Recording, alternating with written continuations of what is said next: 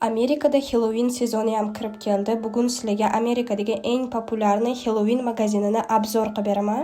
Agar Halloween haqida qanaqadir ma'lumotlarga ega bo'lmasangiz, o'tgan videomda hammasi haqida gapirib berganman. Kanalimga kirib ko'rib olsangiz bo'ladi. Bugun sizlarga Spirit Halloween degan populyarni magazinni obzor qilib beraman. Birinchisi va juda ham ko'plarga qiziq bo'ladigani bu shunaqa qo'rqinchli manekenlar. Asosan bunaqa qo'rqinchli manekenlarni uyni tashqarisiga dekoratsiya uchun olib qo'yishadi. Keyingisi esa shunaqa mayda dekorativniy narsalar, bunaqalarni asosan oynani oldiga yoki esa uyni ichini bezatish uchun olishadi.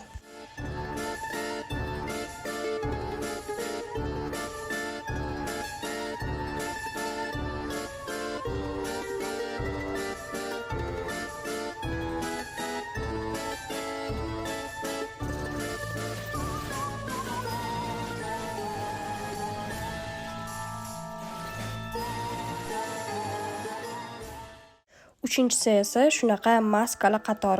Bu qator shunchalik kattaki, siz ko'rgan hamma qo'rqinchli kinolardagi personajlarning maskasini topsangiz bo'ladi.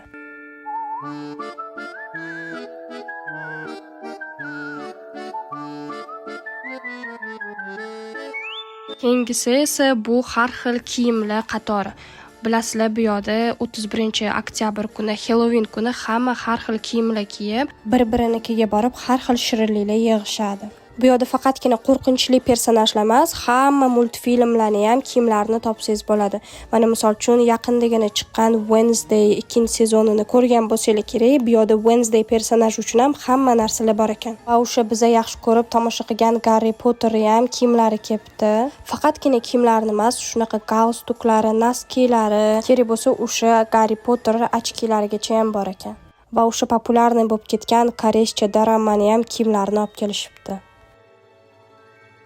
Agar videoim yoqqan bo'lsa, like bosishni unutmang va Amerika haqida qiziqarli videolar bo'yicha menga obuna bo'lishni unutmang.